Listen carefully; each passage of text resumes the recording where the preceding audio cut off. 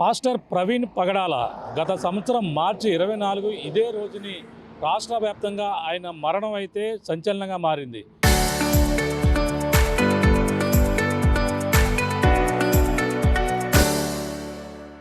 ఆయన ఏదైతే హైదరాబాద్ నుంచి బయలుదేరి ఆ పాస్టర్ ప్రవీణ్ పగడాల సరిగ్గా రాజమండ్రి సమీపంలో ఈ యొక్క ఆటోనగర్ సమీపంలో ఉన్నటువంటి నయారా పెట్రోల్ బంక్ సమీపంలో వచ్చేసరికి ఆయన అనుమానాస్పద స్థితిలో అయితే పరిస్థితి ప్రధానంగా ఉంది. ఈ ఘటన అయితే రెండు తెలుగు రాష్ట్రాల్లో కాకుండా భారతదేశంలో కూడా మొత్తం సంచలనంగా మారింది. ఆయన ప్రమాదవశాత్తు ఆయన మృతి చెందాడని ఒక పక్కన పోలీసులు సైతం కూడా ఇన్వెస్టిగేషన్లో తెలిపినటువంటి పరిస్థితి ఉంది. కానీ యావత్ క్రైస్తవ లోకం కూడా ఆయనది ప్రమాదం కాదు, ఆయన ముమ్మాటికి కూడా మొత్తం అందరూ కూడా పలు అనుమానాలు ఉన్నాయంటే కూడా ఇప్పటికీ దీనిపై ఇంకా మిస్టరీ కూడా బీడని పరిస్థితి ప్రధానంగా ఉందని చెప్పాలి. ఈ నేపథ్యంలోనే సరిగ్గా సంవత్సరం పూర్తయిన నేపథ్యంలోనే పాస్టర్ ప్రవీణ్ పగడాలకు సంబంధించినటువంటి ఒక పక్కన రాజమండ్రి సమీపంలోనే ఆయన ప్రాంతం ఏదైతే ఉందో ఆ యొక్క ప్రాంతం వద్దకి కొంతమంది పాస్టర్లు వచ్చి నివాళులు కూడా అర్పిస్తున్నారు. ఆయన ఆత్మకు శాంతి చేకూరాలని కూడా ఆయనలైతే ఇక్కడికి వచ్చి ప్రార్థనలు చేస్తున్నటువంటి పరిస్థితి ప్రధానంగా కనబడుతుంది. మనకు తెలిసిందే సరిగ్గా ఆయన మార్చి 24వ తేదీ హైదరాబాద్ నుంచి అయితే బుల్లెట్ బండి మీద బయలుదేరి సరిగ్గా 24వ తారీఖు ఉదయం బయలుదేరారు. అలాగే ఆయన రాత్రి సమయంలో సరిగ్గా ఇక్కడికి ఏదైతే కోలమూరు ఈ యొక్క ప్రాంతం ఏదైతే ఉందో కొంతమూరు మధ్యలో ఉన్నటువంటి ఆటోనగర్ సమీపంలో రాజమండ్రి నుంచి ఇటువైపు విజయవాడ వెళ్ళి రహదారి ఏదైతే ఉందో ఇక్కడ సరిగ్గా ఈ యొక్క కాలువ పక్కనే బుల్లెట్ మీద పడిపోయి అనుమానాస్పద స్థితిలో అయితే పరిస్థితి ఉంది. ఈ నేపథ్యంలోనే ప్రధానంగా ఆయన తీరు చూస్తుంటే అనేక అనుమానాలు ఉన్నాయని కూడా చెప్పుకొస్తున్నారు. కానీ మరో పక్కన హైదరాబాద్ నుంచి బయలుదేరి ఇక్కడకు వచ్చే వరకు కూడా ఆయన ఏ విధంగా ప్రయాణం చేస్తారని అనే విధంగా కూడా పోలీసులు అయితే ఇన్వెస్టిగేషన్ చేసి ఆ ఇన్వెస్టిగేషన్లో సంచలన నిజాలు అయితే బయటపెట్టినటువంటి పరిస్థితి ఉంది. హైదరాబాద్లో బయలుదేరినప్పటి నుంచి కూడా ఆయన అక్కడ ఒక మార్ట్లోకి వెళ్ళడం, ఆయన వైన్ షాప్లో ఆయన వైన్ తీసుకోవడం, అలాగే మద్యం సేవించి బయలుదేరారు అలాగని కూడా చెప్పుకొస్తున్నారు. కానీ అక్కడ నుంచి ఆయన బయలుదేరినటువంటి సీసీ ఫుటేజ్ ప్రకారంగా పోలీసులు చెప్తున్నటువంటి ఆధారాల ప్రకారంగా మనం చూసుకుంటే ఆయన 20 ఉదయాన్నే బయలుదేరి అలాగే ఉదయాన్నే ఆయన హైదరాబాద్లో ఉన్నటువంటి ఒక మాల్లోకి వెళ్ళి ఆయన మద్యం సేవిస్తున్నట్టుగా ఒక వీడియో కూడా విడుదల చేశారు. అక్కడి నుంచి మళ్ళీ రావడం సమీపంలో కేసరా టోల్ గేట్ వరకు కావచ్చు, అక్కడ ఆ బైక్కి ఉన్నటువంటి హెడ్ లైట్ కూడా పడిపోయినట్టుగా కూడా చెప్పుకొస్తున్నారు. అక్కడి నుంచి ఆయన మళ్ళీ వస్తూ అలాగే విజయవాడ వద్ద రామప్పపాడు ఏదైతే టోల్ గేట్ అక్కడ ఉందో అక్కడ నుంచి రింగ్ రోడ్ ఏదైతే విజయవాడ రామప్పపాడు అక్కడ ఉన్నటువంటి పార్క్లో ఆయన అన్కాన్షియస్లో ఉన్న పరిస్థితి ఉన్న నేపథ్యంలోనే అక్కడ పోలీసులు కూడా అక్కడ ఉన్నటువంటి ట్రాఫిక్ కానిస్టేబుల్ కూడా సహాయం చేసినట్టు కూడా చెప్పుకొస్తున్నారు. అక్కడ నుంచి మళ్ళీ తిరిగి ఏలూరు వరకు రావడం జరిగింది. ఆ ఏలూరు వద్ద ఒక వైన్ షాప్ దగ్గర వైన్ కొన్నట్టుగా కూడా పోలీసులు సీసీ ఫుటేజ్లో కూడా చెప్పుకొచ్చారు. అక్కడ నుంచి తిరిగి ఏదైతే కవ్వూరు టోల్గేట్ దాటారు, కవ్వూరు టోల్గేట్ దాటిన సమయం నుంచి అక్కడ నుంచి ఆయన ప్రయాణం చేసుకున్నంతా కూడా ఆయన ఒక జర్నీ మొత్తం హెడ్ లైట్లు లేకపోవడం, అలాగే ఏదైతే ఒక సిగ్నల్ లైట్ల ఆధారంలోనే రావడం, ఇవన్నీ కూడా అక్కడ నుంచి మనకి ఇక్కడ మనకి కొవ్వూరు దగ్గర టోల్గేట్ దాటిన అప్పటి నుంచి రాజమండ్రి ఎంటర్ అయ్యి సరిగ్గా ఇక్కడ కేశవ హాస్పిటల్ దగ్గర ఆయన ఫాస్ట్గా వెళ్ళడం, అక్కడ ఒక సిగ్నల్ లైట్ కూడా బ్లింక్ అవుతూ రావడం, సరిగ్గా ఇక్కడ ఆటోనగర్ సమీపంలో ఉన్నటువంటి కొంతమూరు నయారా పెట్రోల్ బంక్ వద్దకు వచ్చేసరికి ఆయన ఇక్కడ పడిపోయినట్టుగా కూడా చివరి వరకు కూడా పోలీసులు మొత్తం అన్నీ కూడా చూపించినటువంటి పరిస్థితి ఉంది. కానీ దాని ప్రకారం కూడా ఆయన మద్యం సేవించి వాహనం డ్రైవ్ చేస్తూ వస్తున్న నేపథ్యంలోనే హెడ్ లైట్ లేకపోవడం వల్లే ఇక్కడికి వచ్చిన తర్వాత పడిపోయి కూడా పోలీసులు చెప్తున్నటువంటి వాదన కానీ ఇది ముమ్మాటికి కూడా చెప్పుకొస్తున్నారు. ఈ నేపథ్యంలోనే ప్రధానంగా దీనిపై అనేక అనుమానాలు ఉన్నాయని కూడా చెప్పుకొస్తున్నారు. మనం చూడొచ్చు ఇదే ప్రాంతం ఇక్కడ ఘటన జరిగినటువంటి ప్రాంతం దగ్గరికి ఇప్పటికే దీనిపై మాజీ ఎంపీ హర్ష కుమార్ కూడా చేరుకున్నారు. అక్కడ హర్ష కుమార్ కూడా ఇక్కడికి సంఘటన స్థలానికి అయితే ఇప్పటికైతే చేరుకున్నటువంటి పరిస్థితి ఉంది. దీనిపై ఈ మొదటి నుంచి కూడా న్యాయ పోరాటానికి దిగారు. ఇది ముమ్మాటికి కూడా అనేక ఆధారాలతో కూడా ఆయన అయితే చెప్పుకొచ్చినటువంటి పరిస్థితి అయితే ప్రధానంగా ఉంది. మనం చూడొచ్చు ఘటనా స్థలం జరిగినటువంటి ప్రాంతానికి ఆయన ఇప్పటికే చేరుకున్నారు. చేరుకుని ఇప్పటికే కొంతమంది పాస్టర్లు కూడా నివాళులు అర్పించారు. కానీ ఈరోజు భారీ ఎత్తున ఆయనకి సంస్మరణ సభ నిర్వహించేందుకు ఆయన అయితే ఏర్పాట్లు చేసినటువంటి పరిస్థితి. ఇప్పుడు ఘటన జరిగినటువంటి ప్రాంతానికి మాజీ ఎంపీ హర్ష కుమార్ తన తనయుడు కూడా ఇక్కడికైతే చేరుకున్నటువంటి పరిస్థితి ఉందో చూడొచ్చు.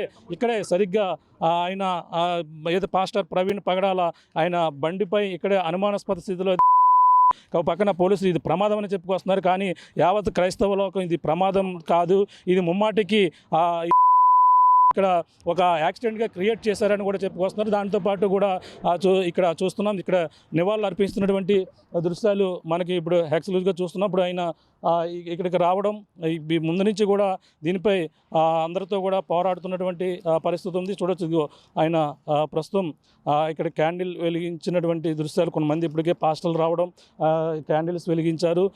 వెలిగించి ప్రధానంగా ఆయనకైతే నివాళులు అర్పించారు. ఆయన ఆత్మకు శాంతి చేకూరాలని సంవత్సరం అయిన పూర్తయిన నేపథ్యంలోనే భారీ ఎత్తున అయితే ఇక్కడ ఏర్పాట్లు అయితే చేస్తున్నటువంటి పరిస్థితి పక్క కనపడుతుంది. ప్రస్తుతం ఇప్పుడు మాజీ ఎంపీ హర్ష కుమార్ అయితే ఇప్పుడు ఇక్కడికైతే చేరుకున్నటువంటి దృశ్యాలు చూస్తున్నాం. ఇక్కడికి చేరుకునే ఆయనకి పూలమాల వేసి నివాళులు అర్పిస్తున్నారు. ఎక్కడైతే ప్రమాదం జరిగినటువంటి ప్రాంతం ఏదైతే ఉందో అక్కడే ఆయనకి నివాళులు అర్పిస్తున్నటువంటి దృశ్యాలు మనం ప్రస్తుతం చూడవచ్చు. ఆయన పక్కన కోర్టులో ఇప్పటికే కోర్టును ఆశ్రయించారు. దీనిపై అనేక అనుమానాలు ఉన్నాయని కూడా చెప్పుకొస్తున్న పరిస్థితి ఉంది. అప్పట్లో కూడా ఆయన్ని పోలీసులు కూడా అరెస్ట్ చేసి అప్పట్లో ఆయన ఇబ్బందులు గురి చేశారని కూడా ఆయన అయితే చెప్పుకొస్తారు. చూడొచ్చు, ఇప్పుడు ఆయన పూలమాల వేసి ఎక్కడైతే పాస్టర్ ప్రవీణ్ పగడాల ప్రాంతం ఏదైతే ఉందో ఆ ప్రాంతం వద్దకి ప్రస్తుతం మాజీ ఎంపీ హర్ష కుమార్ ఎప్పుడైతే రావడం పూలతో ఆయనకి నివాళులు అర్పించినటువంటి పరిస్థితి కనపడుతుంది. ప్రస్తుతం ఆయన పూలు జల్లి నివాళులు అర్పిస్తున్నటువంటి దృశ్యాలు మనం ఎక్స్క్లూజివ్గా చూస్తున్నాం. ఘటన జరిగినటువంటి ప్రాంతంలో ఇప్పుడు ఉన్నాం. ఆయనతో ఒకసారి మాట్లాడే ప్రయత్నం అయితే చేద్దాం. అసలు ఈ ఘటనపై ఏ విధంగా చేస్తున్నారు, ఈరోజు కార్యక్రమం ఏ విధంగా జరుగుతుంది అనేది కూడా తెలుసుకునే ప్రయత్నం అయితే చేద్దాం. మొత్తం ఈరోజు భారీ ఎత్తున అయితే అనేక మంది ఇప్పటికే పిలుపునిచ్చారు. పాస్టర్లు మొత్తం అది యావత్ కూడా ఎక్కడికైతే తరలి వచ్చేందుకు ఇక్కడ రాజమండ్రిలో ఏర్పాట్లు అయితే చేసినటువంటి పరిస్థితి అయితే కనపడుతుంది. చూడొచ్చు, ఇక్కడ ఏదైతే ఇక్కడ పాస్టర్ ప్రవీణ్ పగడాల సరిగ్గా ఇదే మార్చి 24వ తేదీన అనుమానాస్పద స్థితిలో ఎక్కడైతే నేపథ్యంలో ఇది అనేక అనుమానాలు ఉన్నాయని కూడా చెప్పుకొస్తున్నారు. చూడొచ్చు, పక్కన నయారా పెట్రోల్ బంకు సంబంధించినటువంటి బంకు ఎదురుగుంటగానే ఈ ఘటన చోటు చేసుకుంది. అందులో సీసీ ఫుటేజ్ కూడా పోలీసులు అనేక విధాలుగా దాన్ని అయితే వివరించినటువంటి పరిస్థితి పక్క కనపడుతుంది. ఇక్కడ చూడొచ్చు, ఇక్కడ జరిగినటువంటి ప్రాంతంలో ఇప్పటికీ కొంతమంది పాస్టర్లు వచ్చారు. దాంతోపాటు ఇక్కడ సంబంధించినటువంటి ప్రాంతాన్ని ఆయన శుభ్రం చేస్తున్నటువంటి దృశ్యాలు కూడా చూస్తున్నాం. ఆయనకి నివాళులు అర్పిస్తున్నటువంటి పరిస్థితి అయితే కనపడుతుందని చెప్పాలి. అక్కడ ఆయన ప్రార్థన చేస్తున్నారు. అలాగే ఆయనకి నివాళులు అర్పించడు ప్రార్థన చేస్తున్నటువంటి దృశ్యాలు కూడా చూస్తున్నాం. ఈరోజు సాయంత్రం లూథరన్ చర్చ్ ప్రాంతంలో కనీవినియర్ రీతిలో ఆయనకి నివాళులు అర్పించేందుకు సంస్మరణ సభను కూడా ఏర్పాటు చేసి ఈ రోజును అనేక మంది దైవజన పాస్టర్లు కూడా పాల్గొనేందుకు కూడా వేసినటువంటి పరిస్థితి ఉంది. మాట్లాడే ప్రయత్నం చేద్దాం. సార్ చెప్పండి, ఈరోజు ఈ సంవత్సరం పూర్తవుతుంది. ఇప్పుడు దీనిపై ఎటువంటి అనుమానం, అసలు ఏం జరిగింది సార్? ఇక్కడ ఈ గొయ్యి చూడండి, ఈ చిన్న గోతులో పడిపోయి మోటార్ సైకిల్తో మనిషి అన్న వాళ్ళు ఎవరు అసంభవం, ఇంపాసిబుల్. ఇక్కడి నుంచి తీసుకొచ్చి ఇక్కడ పడేసి మోటార్ సైకిల్ పడేసారు. మా ప్రగాఢ విశ్వాసం అది. అందుగురించే ఈ వాళ్ళు ఎవరు, ఎందుకు సంవత్సరం నుంచి గవర్నమెంట్ కౌంటర్ కూడా ఇవ్వట్లేదు. కోర్టులో వేసాం. ఈవేళ కాబట్టి ఈరోజు సంస్మరణ మీటింగు ఏర్పాటు చేయడం జరిగింది. దాని సందర్భంగానే ఈ పువ్వులేసి ఆయనకి ఆత్మకి సంతృష్టి కలగాలని చెప్పి మేము ఇక్కడ పువ్వులతో ప్రార్థన చేస్తాం. అనుమతిస్తున్నారండి ఇక్కడ ఇలా ఈ విధంగా చేయడానికి? మీరు ఈరోజు సంస్మరణ సభ పెట్టడానికి అనుమతి తీసుకోవాలని చెప్పారండి ముందుగా?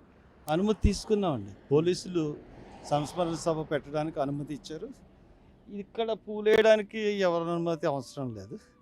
సంస్మరణ సభ పెట్టడానికి అనుమతి ఇచ్చారు. దాని ప్రకారం సాయంత్రం సభ జరుగుతుందండి. ఎంతమంది పాల్గొనే అవకాశం ఉందంటే? ఇప్పటికే అనేక మంది హైదరాబాద్ నుంచి కూడా పాస్టర్లు చాలా మంది ఇక్కడికి వచ్చి ఇప్పటికే నివాళులు అర్పిస్తున్నారు. తెలీదండి ఎంతమంది వస్తారన్నది, అసలు మేము ఊహించలేకపోతున్నాం.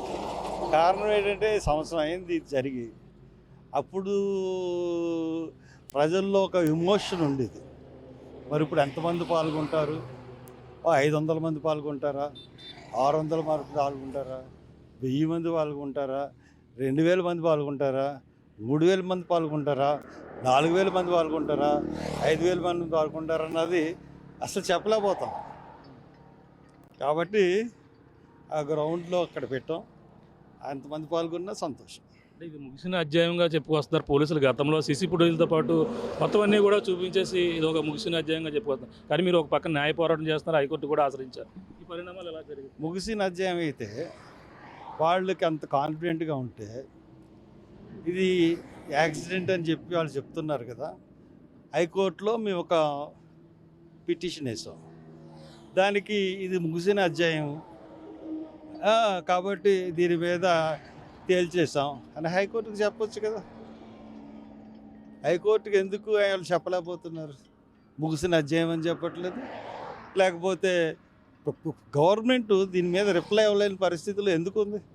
అది పోలీసులే చెప్పాలి. అంటే లాస్ట్ వరకు అంటే ఒక సీఎం స్థాయి వ్యక్తి కూడా చెప్పుకొచ్చారు. ఆయన మద్యం చేసుకున్నటువంటి వీడియోలన్నీ కూడా హైదరాబాద్ నుంచి వస్తున్నారు. ఇవన్నీ కూడా కొన్ని సభల్లో కూడా గురించి ఎవరైనా సరే, శత్రువు అయినా సరే మనం చీప్గా మాట్లాడు. కానీ ఒక తాగుబోతు పాస్టర్ తాక్కుంటూ, ఆయన చూశాడు తాగడం చూడలేదు కదా, తాక్కుంటూ వచ్చి రాజమండ్రి దాన్ని బట్టి ఆ పాస్టర్ మతకళాల్లో రేగొట్టాలని చూశారు కొంతమంది. అదే కదా ఆయన అన్నమాట. అంటే ఒక ముఖ్యమంత్రి అయ్యి ఉండి సబ్జ్యూడిస్ సబ్జెక్ట్ అది కోర్టులో ఉంది అంటే కోర్టుని ఇన్ఫ్లుయెన్స్ చేయాలని మాట్లాడుతూ ఉన్నాడు. చంద్రబాబు చాలా తెలివైనడు. ఒక అబద్ధం 10 సార్లు చెప్తే నిజమవుతుంది అనుకునే వ్యక్తిత్వం గల మనిషి. ఆ విధంగా చేయాలని ఆయన ఉద్దేశం. అది మేము గమనించాం. అంటే సంవత్సరం పూర్తయింది, ఆయనకు ఆత్మశాంతి చేకూరాలంటే ఎటువంటి న్యాయం జరగాలని మీరు ఫైనల్గా కోరుకుంటున్నారు? వాదనలు ముందు తేల్చాలి.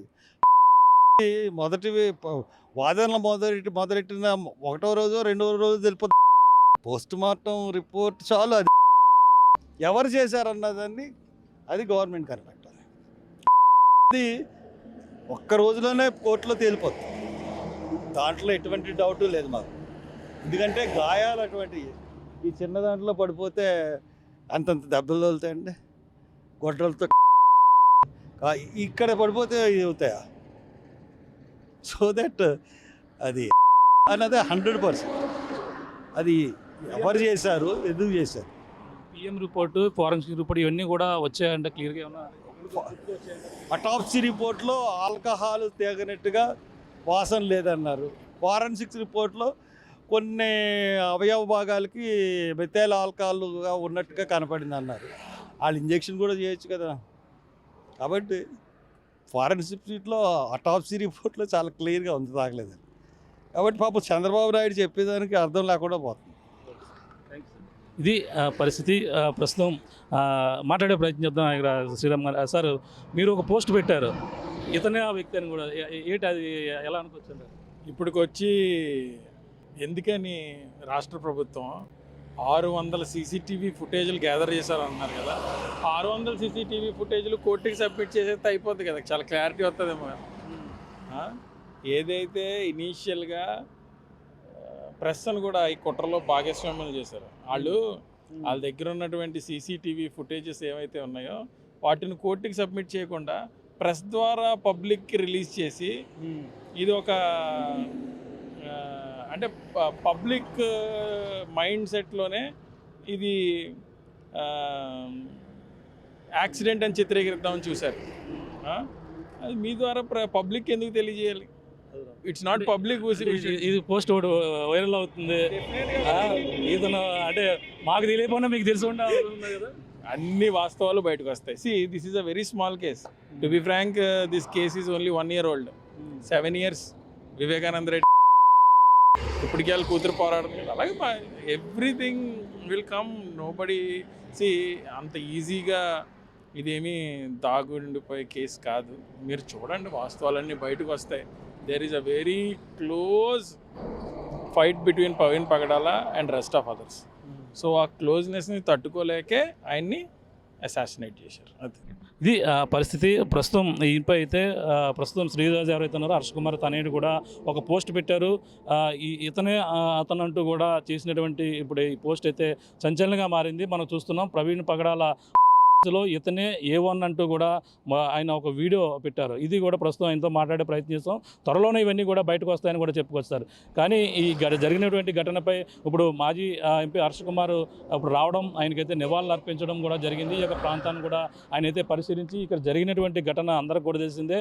ఆ పక్కన ప్రభుత్వం ఆయన ఆ మద్యం సేవించి తాగుతూ వచ్చి ఈ విధంగా లైట్లు పోగొట్టుకుని హెడ్లైట్ లేకపోవడంతో, లైన్ క్లియర్ అవ్వకపోవడంతోనే ఇక్కడ ప్రమాదం జరిగిందని కూడా చెప్పుకొస్తున్నారు. ఈ నేపథ్యంలోనే మరి ఈరోజు భారీ ఎత్తున ఈ యొక్క సంస్కరణ సభ జరిగినటువంటి పరిస్థితి ఉంది. ఈ ఎత్తున ఏర్పాటు చేస్తున్నారు. అలాగే అనేక మంది దూర ప్రాంతాల నుంచి పాస్టర్లు, క్రైస్తవులు అందరూ కూడా వచ్చి ఈరోజు జరగబోతున్నటువంటి ఈ యొక్క సంస్కరణ సభలో అయితే పాల్గొని అలాగే ఆయనకి ఆత్మ శాంతి చేకూరాలంటే అలాగే త్వరలోనే అనేది కూడా పూర్తిగా తేలవలసిన అవసరం ఉంది. దీనిపై ఒక పక్కన ఆ కోర్టులో న్యాయ పోరాటం చేస్తున్నాం, మరో పక్కన ఇది ముమ్మాటికి భావిస్తున్నాం. అధికారులకి మొత్తం యావత్ నాయకులకి మొత్తం అందరూ కూడా తెలిసిన విషయమే. కానీ కావాలని ఇది ఒక ప్రమాదంగా చిత్రీకరించి ఎక్కడో కొట్టి ఇక్కడ పడేశారనేది కూడా ఇక్కడ వీళ్ళు చెప్తున్నటువంటి వాదన. కానీ ఇది ప్రమాదం అని కూడా ఇక్కడ అధికారులు చెప్పుకొస్తున్నటువంటి సీసీ ఫుటేజ్ ఆధారంగా చెప్పుకొస్తున్నటువంటి వాదన. మరి చూడాలి, ఈ రోజు జరగబోతున్నటువంటి సంస్కరణ సభని భారీ ఎత్తున అయితే ఏర్పాటు చేస్తున్నారు. వాళ్ళందరూ కూడా ఇప్పటికే రాజమండ్రి చుట్టుపక్కల ఉన్న రాష్ట్రాలు అందరూ కూడా రాజమండ్రి చేరుకున్నారు. ఏదేమని ఈ ఘటనపై పూర్తి న్యాయం జరగాలంటూ కూడా ఆయనకి ఆత్మ చేకూరాలంటూ సంవత్సరమైన సందర్భంగా నివాళులు అర్పించి ఆయనకి ఈరోజు సంస్కరణ సభనైతే రాజమండ్రిలో లోదరన్ చర్చిలోనైతే ఏర్పాటు చేస్తున్నటువంటి పరిస్థితి ప్రధానంగా కనపడుతుందని చెప్పాలి. ఇది కూడా తాజా పరిస్థితి. కెమెరాతో ప్రకాష్ RTV ఈ రాజమండ్రి నుంచి.